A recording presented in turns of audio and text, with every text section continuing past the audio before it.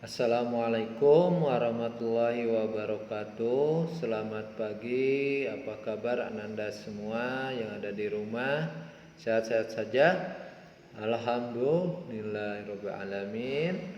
Rangkuman pelajaran PPKN kelas 6 Aksel pada pertemuan ke-7 akan membahas halaman 77 sampai 104 ya. Kita lihat slide selanjutnya. Nomor 2, keberagaman pakaian adat. Pakaian adat adalah pakaian yang menjadi ciri khas suatu suku bangsa. Pakaian adat setiap suku bangsa berbeda. Indonesia memiliki beragam jenis pakaian. Contoh gambar pakaian adat dan masih banyak lagi. Contoh pakaiannya ada di samping ya. 3. Keberagaman bahasa daerah.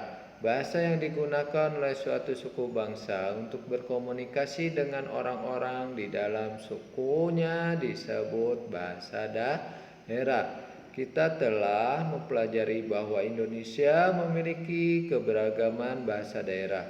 Setiap suku bangsa berkomunikasi menggunakan bahasa daerahnya masing-masing. Contoh, bahasa daerah yang tinggal di suku Sunda tentunya menggunakan bahasa Sunda dalam komunikasinya. Begitu juga dengan daerah yang lainnya. Kita lihat lagi. Keempat, keberagaman tarian daerah. Ada beragam tarian daerah di Indonesia. Kita bisa menyaksikan tarian daerah di banyak acara. Misalnya ketika acara penyambutan tamu sekolah atau pejabat pemerintah, acara pernikahan atau hitan, perayaan ulang tahun daerah provinsi atau kabupaten, dan perayaan Hari Kemerdekaan Indonesia. Ini adalah gambar-gambar contohnya. Ya, kira budaya ada. Kita lihat slide selanjutnya. Bagian 5, keberagaman upacara adat dan pertunjukan kesenian. Gunung Bromo menjadi daerah wisata dan ramai dikunjungi wisatawan, baik dari dalam maupun luar negeri. Selain terkenal dengan keindahan alamnya, Gunung Bromo juga terkenal dengan tradisi dan budaya masyarakat suku Tengger yang tinggal di sekitarnya. Suku Tengger tinggal di kaki Gunung Bromo. Mereka umumnya beragama Hindu. Menurut sejarah, orang-orang suku Tengger masuk keturunan kerajaan Majapahit. Di dekat Gunung Bromo terdapat pura yang suci milik suku Tengger yang bernama Pura Luhut Poten. Kondisi yang sama juga terjadi ketika upacara Sakaten di Yogyakarta. Upacara Sakaten dilakukan selama 7 hari dengan membawa arak-arakan, gunungan, barisan makanan, buah-buahan, dan sayur mayur ke jalan utama Yogyakarta. Warga yang tinggal di Yogyakarta menyambut upacara Sakaten. Selain memiliki banyak upacara adat, Indonesia juga memiliki beragam petunjuk kesenian daerah. Misalnya ondel-ondel dari Jakarta, Reog Ponorogo dari Jawa Timur, dan upacara Rambu Solo di Tanah Toraja. Kita lihat slide selanjutnya. Nah, keberagaman lagu daerah dan alat musik tradisional. Ini daftar nama-nama lagu daerah dan provinsinya. Itu ada 34, ada di halaman 88 ya. Bapak tidak membacakan satu persatu. Nah, kita lihat lagi. Ini adalah alat musik, contohnya alat musik tradisional khas Jawa Barat, yaitu angklung. Ini ada kolentang dari Sulawesi Selatan dan satu lagi jember dari Bali ya. Nah, kita lihat lagi slide selanjutnya. Sekarang bagian C, keberagaman ekonomi. 1. Kegiatan agraris. Indonesia adalah negara agraris. Sebagian besar masyarakat bekerja di bidang pertanian. Tanah Indonesia yang subur dan curah hujan yang tinggi membuat tanaman pertanian tumbuh dengan subur. Cara yang dapat dilakukan antara lain sebagai berikut. A. Memberi bantuan berupa bibit unggul, pupuk murah, dan modal usaha kepada para petani. B. Membeli padi dengan harga yang pantas agar kesejahteraan petani meningkat.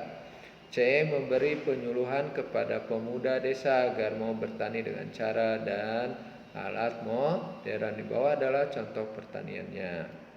Yang nomor 2, kegiatan perikanan. Selain sebagai negara agraris, Indonesia juga terkenal sebagai negara maritim. Wilayah Indonesia yang sangat luas menjadikan negara kita sebagai negara maritim terbesar di dunia. Hasil-hasil perikanan dan kelautan Indonesia banyak diekspor. Salah satunya adalah rajungan, adalah sejenis kepiting Jawa Tengah, Sulawesi Tenggara atau Riau menjadi daerah penghasil rajungan terbesar di Indonesia. Selain rajungan, ikan tuna juga banyak diekspor ke luar negeri.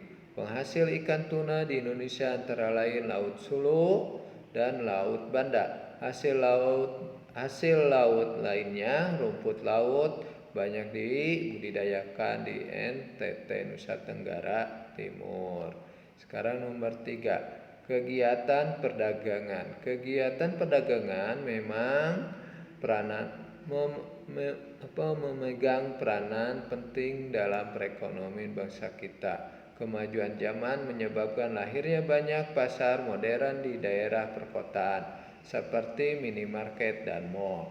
Perbedaan kondisi pasar di daerah pedesaan dan perkotaan tidak menjadi masalah. Kondisi tersebut justru memberi banyak pilihan bagi masyarakat. Di bawah ada contoh pasar tradisional dan pasar modern. Kita lihat nomor 4, kegiatan industri. Kegiatan industri terdapat di sekitar kita, mulai dari industri rumah tangga, industri kecil, industri menengah, dan industri besar.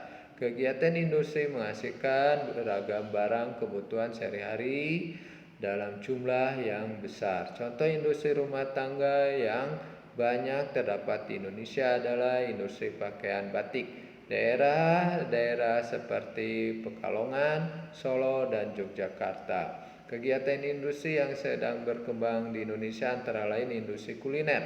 Beragam makanan dan khas daerah maupun campur antara makanan daerah dengan makanan modern sedang menjamur saat ini.